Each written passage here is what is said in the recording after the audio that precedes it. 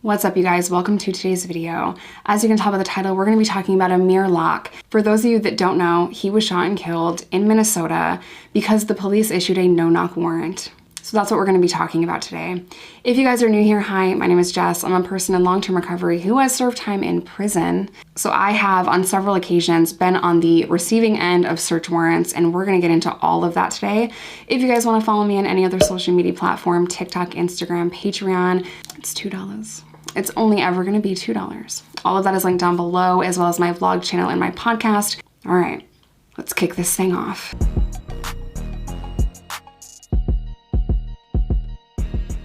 I would like to say before I start the meat and potatoes of the video that I have served time in prison. I also have a bachelor's degree in correctional program support services. I'm a motivational speaker. I work with a treatment center, and I'm a board member at a nonprofit that focuses on prison reform. Essentially, this is my whole life.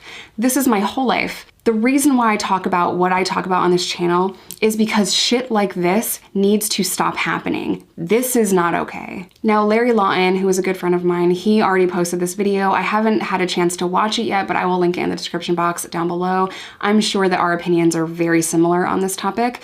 But if you don't know, police in Minnesota issued a warrant, and then that was changed to a no-knock warrant, very different warrants. The warrant was not for Amir Locke, but within 9 seconds of entering this apartment, Amir Locke was shot and killed. Amir Locke had a gun. He was asleep on the couch, and there was a gun on the coffee table, and he was woken up out of a dead sleep, goes to reach for this weapon, and he is shot and killed in 9 seconds. It is very important to note here that Amir was a legal gun owner. This gun was legally registered to him. He was legally allowed to have this gun, and he's asleep in a family member's apartment. Now, I want you to think about that for just 1 second. Imagine that you are asleep on the couch at someone's house. You're asleep. On the coffee table, maybe you have your phone. If you're a registered gun owner, maybe you have the gun there, which is probably a good place to have it in case someone storms in. Maybe you have your car keys. Maybe the TV remote is sitting there, and you're dead asleep. People storm into this apartment, and you wake up completely freaking confused and disoriented because you were in your REM sleep.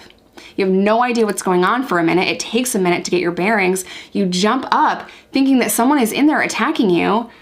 You immediately reach for something to defend yourself, and you're shot and killed immediately. Now, I watched several videos and news stories on this situation. One of the reporters asked, well, why did he have the gun in the first place?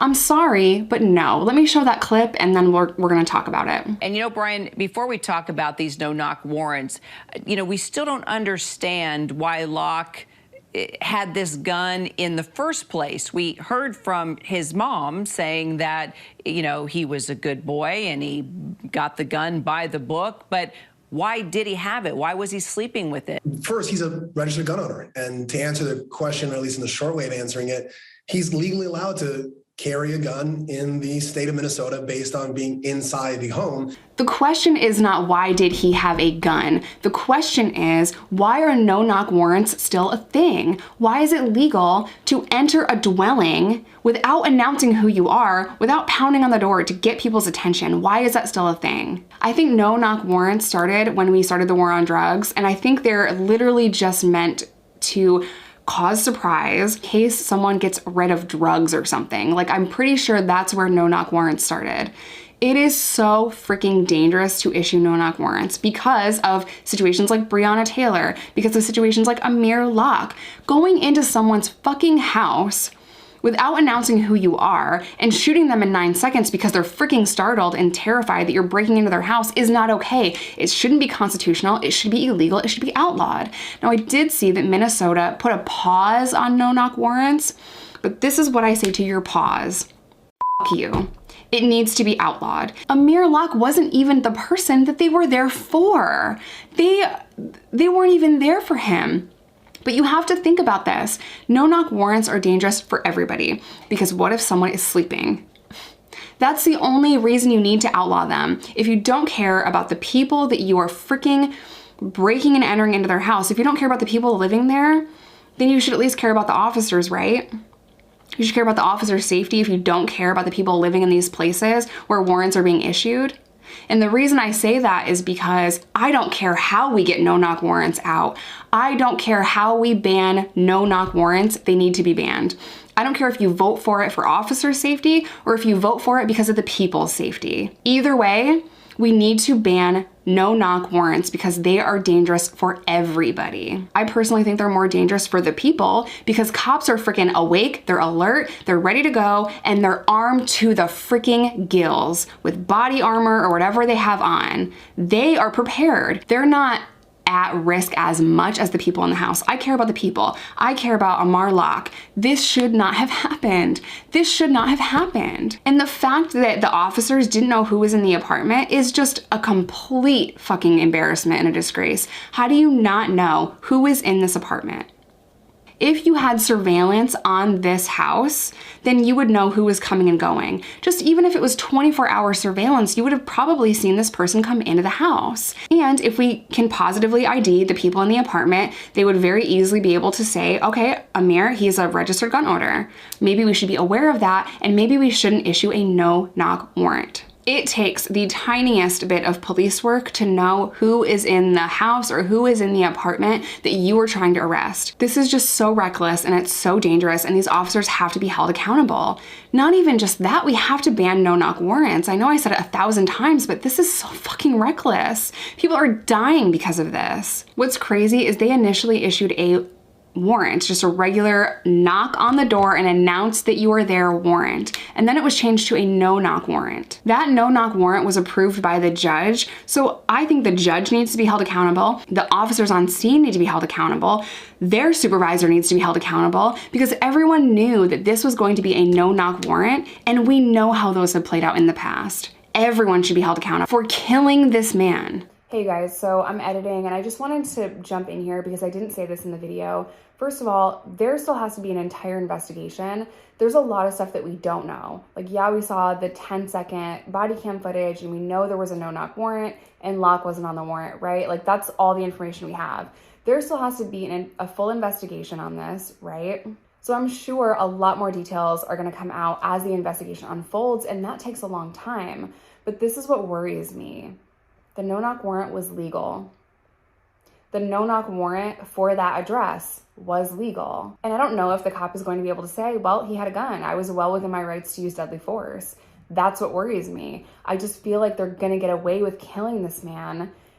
And that's what makes my stomach turn. We're gonna have to see the full investigation. I don't even know if anyone's going to be charged, honestly, because the no-knock warrant was freaking legal. It's gut-wrenching, and I'm going to be following the case and I'll update you guys.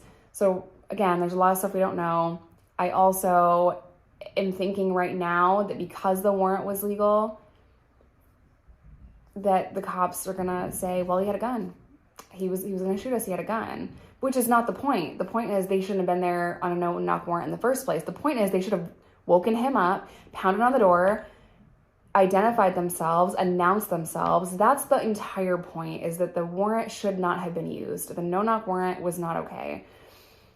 I do want to say that it is important that they investigate the homicide. It is important that they have a search warrant. It's just the way they went about it was so messed up. So that's what's wrong. Locke should not have been killed. The way they went about this was so wrong. It just makes me crazy because technically the warrant was legal. Now, whether or not they should have or should not have used deadly force, we'll see how that plays out. I don't think they would have had to use deadly force if they woke him up, you know? If they announced that they were there and they were the cops, I don't think they would have had to use deadly force because he wouldn't have thought, I have to defend myself with my legal gun. I wouldn't have to defend myself because I'm awake and I'm alert and I'm aware of what's going on. If they gave him a minute or two to get his bearings and wake up, I think it would have been a completely different situation. So had that warrant been different, he probably wouldn't have been dead. And that is what the problem is. Also, I said that he died in the street. That's just, when you go to prison, everything outside of prison is the street. I know that he was in an apartment on a couch, but I say he died in the street multiple times because that's just what I'm used to calling the house. All right, let's get back to the video. The reason why they were there had nothing to do with Locke. The warrant doesn't say anything about Locke, but the reason why they had the warrant for that residence is because they were looking for items related to a homicide. But again, That does not include Locke. So please tell me why they couldn't come in the middle of the freaking day, like regular ass people, not gonna announce themselves, say we have a search warrant to search the premises for items related to a homicide. You know, you secure the room, put everyone in handcuffs. When everyone's alert and awake and knows what's going on, you go in, you search the freaking apartment, and then if you find items related to this case, then you arrest the people. Like, that is a normal thing. Search warrants are very normal. I have been the subject of search warrants on several occasions in this. The last search warrant that I was part of, it went like this. Please, search warrant. I'm like, fuck. So, I'm like, all right, I'm opening the door, and I announced that to them. They didn't beat down the door the last time I had a search warrant, but that has also happened in a different scenario. I opened the door, they pushed it open, hitting me with the door. They secured me by putting me on the ground, putting me in cuffs, picking me back up, and standing me up against a wall. And in front of me, it was a studio apartment, small. In front of me, they searched the entire apartment. They didn't find what they were looking for, and they left. That is what should happen if you have a search warrant. Oh, I'm sorry. Did I say it happened in the middle of the night? It happened first thing in the morning, 6:48 in the morning, and they used a key, which is super freaking weird. I don't know if I've ever seen that before. I've seen them use battering rams and just ram the door open, but they used a key and opened the apartment at 6:48 a.m., and 9 seconds later, Amir was dead. The bottom line is we have a judicial system. We don't have court in the street. The fact that we're still doing this, the fact that we're still killing people in the freaking street is insane to me. It is insane to me. What is that movie where they showed what it was like when the CIA found Osama bin Laden? Zero Dark 30. They showed the raid in Zero Dark 30, and they were in the compound. They're being very quiet. They're trying to see where he is, and one guy whispers, and that's when he shoots him. I could see where a no-knock warrant would be okay for, like, I don't know, the world's most famous fucking terrorist. But I don't understand why, for a search warrant, for literally just trying to find possessions for a homicide, why it is that they reassessed and issued this no-knock warrant. This is fucking disgusting. I genuinely feel like we are not going to see change. How many times does this have to happen until we see change? How many times? How many more people are going to have to be killed in the freaking street for us to see change? I am outraged. I am horrified that this still is going on. My thoughts are with the Locke family. I can't imagine what you're going through right now. I'm so sorry for your loss. I'm gonna leave more articles about this situation. I'm sure there's a GoFundMe by now or petitions by now. Everything I can find, I will leave in the description box of this video. As always, I love you guys. Stay safe.